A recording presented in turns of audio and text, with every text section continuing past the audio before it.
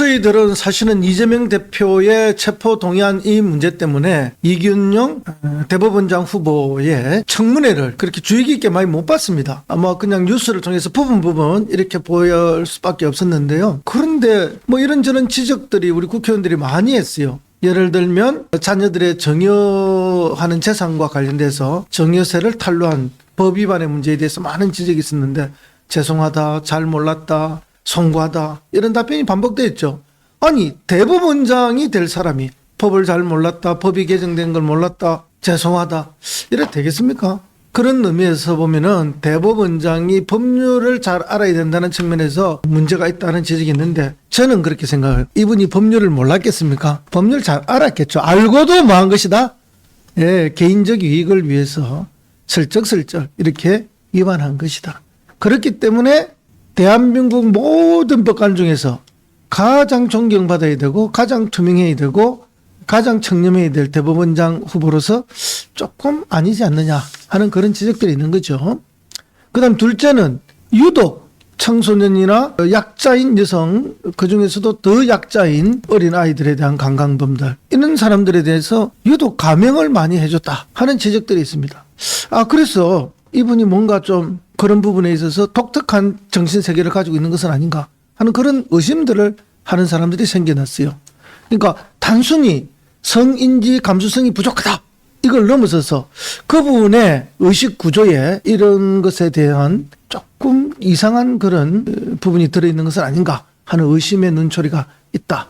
그래서 대법원장을 맡기에는 또 좀 부적합하지 않느냐 그런 이야기가 있고요. 그 다음에 뭐 전에도 말씀드렸지만은 친구의 친구다 해서 대통령하고 그리 친하대요. 그래서 뭐 세 사람이 자주 모이기도 했다 이런 이야기도 지금 나오고 있는데 친구의 친구일 수도 있죠. 그런데 왜 안 되느냐. 자, 우리나라 정치 재판이 많습니다. 정치와 관련된 재판이 많죠. 지금 이재명 우리 당대표의 재판도 그렇고 앞으로도 그거 아닌 다른 정치적 사안과 관련된 재판들이 있을 수 있습니다. 근데 대법원의 행정처랍니까? 대법원에서 일반 법관들의 인사를 다 좌우하거든요. 그럼 대법원 원장의 영향력 하에 인사가 있는 거예요. 그랬을 때 대통령과 가장 친한 사람이 대법원장을 맡아 있으면 그런 공정하고 객관성이 요구되는 여러 재판에서 과연 정치적 중립이나 공정성이 보장되겠느냐 하는 그런 또 의심이 있는 것이죠. 그래서 뭐 이분이 법을 잘 모르는 대법관 후보다라는 거는 청문회 과정에서 잘 모릅니다, 잘 몰랐습니다, 죄송합니다 이런 말을 많이 해서 이런 비아냥은 나온 거지만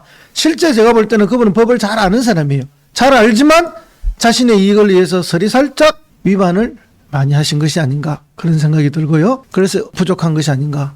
그 다음에 대통령의 친한 친구이기 때문에 정치적 중립이나 공정성을 재판에서 담보하기 어렵지 않느냐 하는 그런 지적이 있다는 말씀도 드리고 특별히 어린 학생에 대한 어린 여성에 대한 강간이라든지 또 어리진 않지만 여성에 대한 아주 성착취 이런 거에 대한 재판에서 지나치게 관용적이다 이런 지적들이 또 있습니다. 그런 면에 있어서 성인지 감수성이 부족하다는 걸 넘어서 이분의 왜곡된 성인식이 있는 것은 아닌가 하는 또 그런 의심들도 있고 해서 대법관 후보로서는 상당히 부족한 것이 아닌가 하는 그런 지적이 있다는 말씀을 드리고요. 그 다음에 진짜 중요한 것은 마지막에 또 있습니다. 이 법관 평가라는 게 있습니다. 그래서 여러 변호사들이 법관을 평가하는 게 하나가 있고요. 또 법원 내부에서 동료들이 서로를 평가하는 게 있습니다. 근데 이분은 변호사들이 평가에서도 아주 그 순위가 안 좋은 걸로 나온 분이고 법관 내부에서 내부 평가에서도 별로 평판이 좋지 않은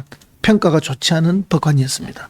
지금까지 대개 대법원장이나 대법관들은 그래도 뭐 보수적이든 진보적이든 내부 평가든 외부 평가든 이 평가에 있어서 상당히 괜찮은 분들이 대법관이나 대법원장이 됐습니다. 그런데 이분은 유독 그 평가가 또 나쁘다는 거 아니겠습니까? 이런 것들을 종합해 볼 때 이분은 대법관으로서 대법관을 넘어 대법원장으로서 임명되기에는 부적절한 분이다 하는 지적들을 많이 하고 있다. 라는 것을 다시 한번 저도 전하면서 우리 민주당이 국회 동의 절차가 있습니다. 국무총리나 대법원장은 청문회하고 그냥 임명되는 게 아닙니다. 청문회 이후에 반드시 국회의 동의를 얻어야만 임명이 가능합니다. 그래서 우리 민주당 국회의원들 정신 바짝 차려야 합니다. 이거 임명 동의하면 되겠습니까? 그렇죠. 안 됩니다. 이럴 때 국회가 제 역할을 해주셔야 되는 거죠. 우리 국회의원들 정신 바싹 차리고 제대로 해야 된다 하는 말씀 드리고요. 이번에도 허지부지 적당대충 해서 동의해 줘버리면은 당신들의 존재 이유가 없어요. 저는 사표 써야 되는 겁니다. 국회의원 사표 먼저 다 내세요. 만약에 그렇게 된다면. 그래서 우리 민주당 국회의원들 정신 바싹 차리고 이번에는 이 동의에 대해서 명확한 반대표를 던지는 것이 국민들의 눈높이에 맞다라는 주장을 다시 합니다. 그럼 이걸 또 총괄 지휘할 사람이 누구냐? 원내대표 아닙니까? 그럼 원내대표 잘 뽑아야 되겠죠. 그래서